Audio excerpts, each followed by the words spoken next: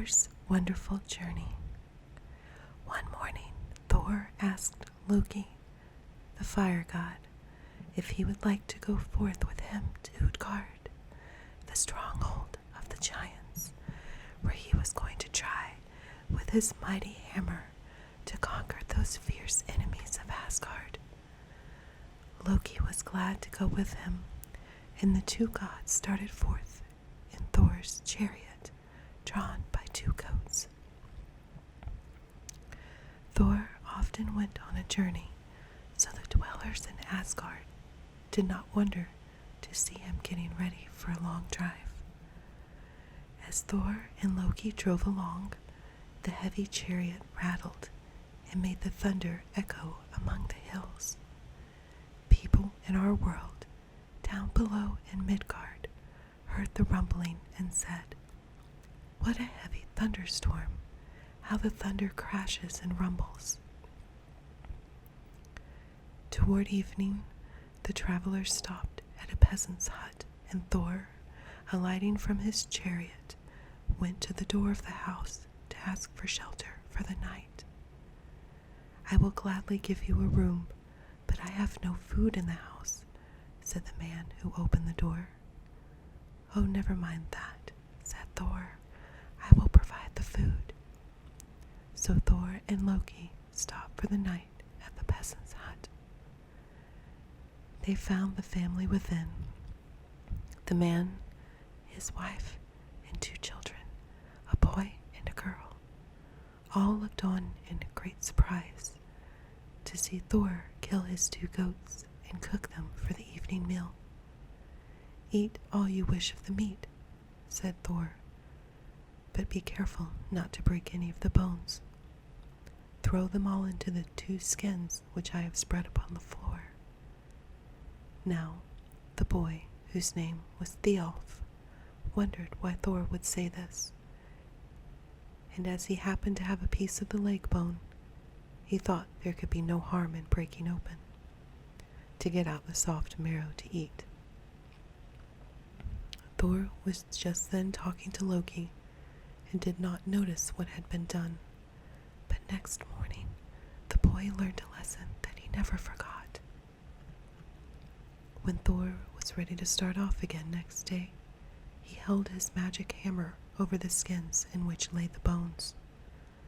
All at once the goats became whole again, and stood there just the same as before, except that one of them limped with his hind leg.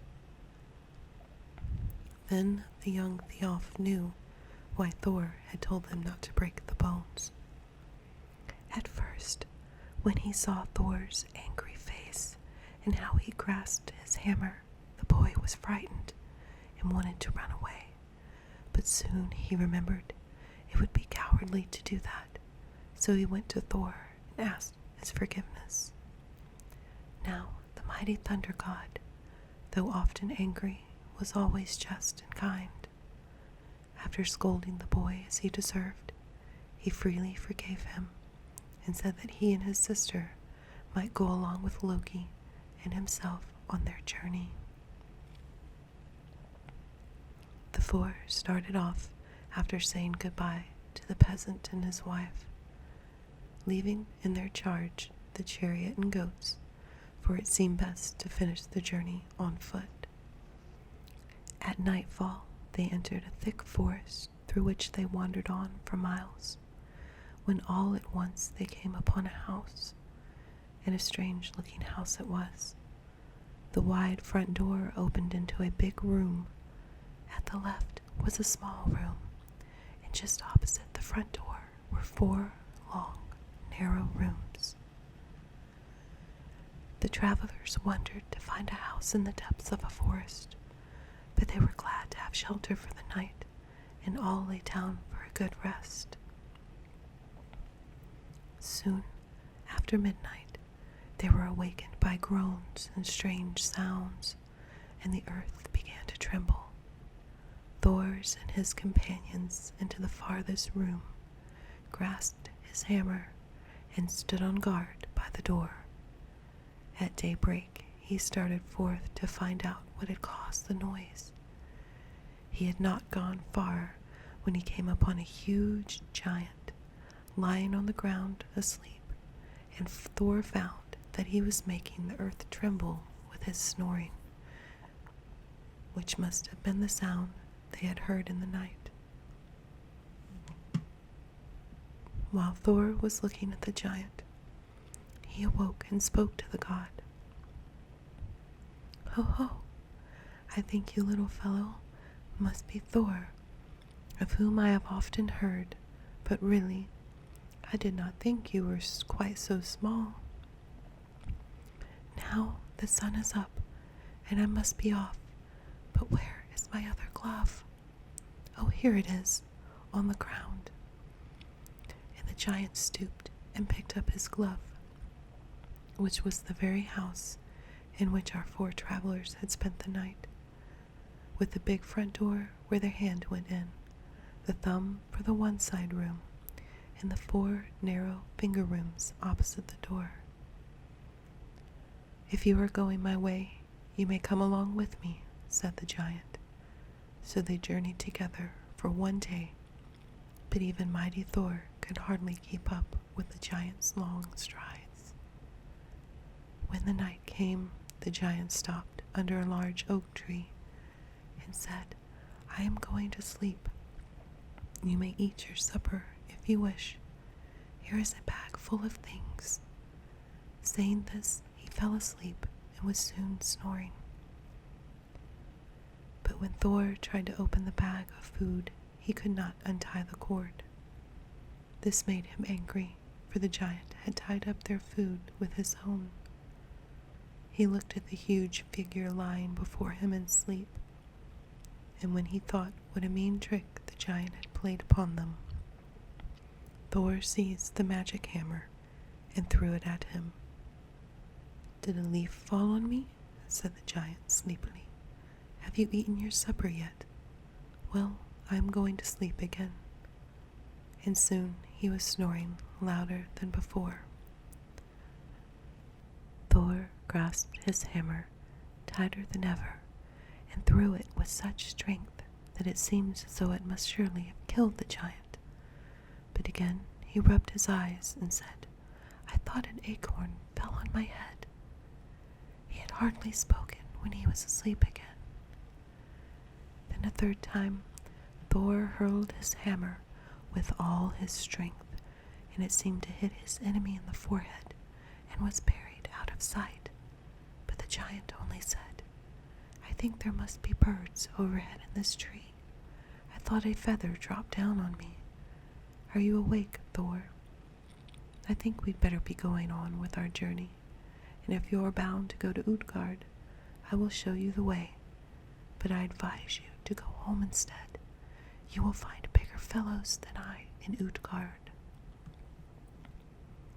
But Thor had made up his mind to go on, and nothing could make him change. At noontime, the 4 friends left their giant guide, whose path led another way. They had traveled not far when Thor spied a large city looming up before them, and soon they came to Utgard, the home of the fierce giants. Although it was surrounded by high walls, Thor and his friends were able to creep through the bars of the great gate. When they came to the palace and found its door open, they went in, and there sat all the giants with their king, Utgard Loki at their head. A quite different Loki was this giant king from the mischievous fire god, the Loki from Asgard, who now stood before him. Upon seeing the 4 strangers, the king of the giants said, "Why, this must be God Thor. I really did not suppose that you were such a little fellow, Thor, but probably you are stronger than you look. Now, before you sit down at our table, you must each show some proof of your strength." Then Loki, who was very hungry, said he was sure he could eat more than anyone else. So the king called one of the giants to come forth, saying to Loki, "If you can indeed eat more than one of my men, you will perform a great feat." a huge trough full of meat was brought in, and Loki began to eat at one end, while the giant began at the other. They reached the center together, but Loki had eaten only the meat, while the giant had devoured meat, bones, trough, and all. Thialf, the peasant boy, took his turn next, and boasted that he was the fastest runner of them all. "Oh," said the king, "it will be most wonderful feat if you can win a race against one of my men." The first time Thialf ran the course, he kept ahead until near the end, and was beaten by only a few yards. The second time he came off worse, and the third time he was only halfway around when the giant had reached the goal. Thor, however, was not at all cast down by the failure of the others, and he proposed to try a drinking match. So the king brought forth a long drinking horn, saying, "My men usually empty this in one draught. If they are very thirsty, sometimes they will have to take it in 2 swallows, or even 3. Then Thor put his lips to the drinking horn and took one long, deep pull, thinking he had surely emptied it. But to his surprise, the water had lowered only a few inches. Again, he lifted the horn, feeling sure he would empty it this time. Yet he did no better than before. The king said, "You have left a great deal for your last drink." This made Thor try his very best, but it was of no use. He could not empty the horn. "So, you are not as strong as you seemed after all. Do you care to try anything else?" said the king of giants in a mocking tone. "Oh, certainly, anything you like," replied Thor. "Well," said the king, "I will give you something easy this time, since I see you are not as strong as I expected. You may try to lift this cat from the floor. It would be mere child's play for one of my men." Thor put out his hand to lift the cat, but he could only raise one paw, though he used all of his strength. "Well, it is no more than I expected," said the king. "You boast of your strength, but you do not show it to us." By this time, Thor was getting very angry, and he spoke fiercely. "I will challenge any one of you to fight with me." The king looked about the hall to find someone small enough to wrestle with Thor. Then he said, "All of my men are too large. I shall have to send for one of the women." Soon a bent old woman came hobbling in, and Thor thought it would be nothing to overcome her. But the longer they wrestled, the stronger the old woman became, and at last, when it was plain that she was going to win, and Thor had been thrown down upon the floor, the king called them to stop. Thor and his friends were then invited to sit down at the feast, and the next morning, after a good breakfast, they started on their journey homeward. Utgard Loki, the giant king, went with them to the city gate, and when he was about to leave them, said, "Do you find it as easy as you expected to overthrow the giants?" "No," said Thor, who was too honest to hide his shame. "I am vexed that I have done so little, and I know that after this failure you will all laugh at my weakness." "No, indeed," replied the king. "Since you are now well outside our stronghold, I will tell you the truth about what you saw there, and I will take good care not to let you get in again. You have greatly surprised us all, for we did not dream that you were so strong, and I have had to use magic to hold out against you. When you met the first giant in the forest, you would have killed him with your hammer if he had not put a mountain between himself and you. Loki was a wonderful eater, but we matched him against fire, and who can devour more than fire? the boy was a swift runner, and had to make him race against thought in order to beat him. What can be swifter than thought? The horn from which you drank was the ocean, and you took such a mighty draught that the people in Midgard saw the tide ebb.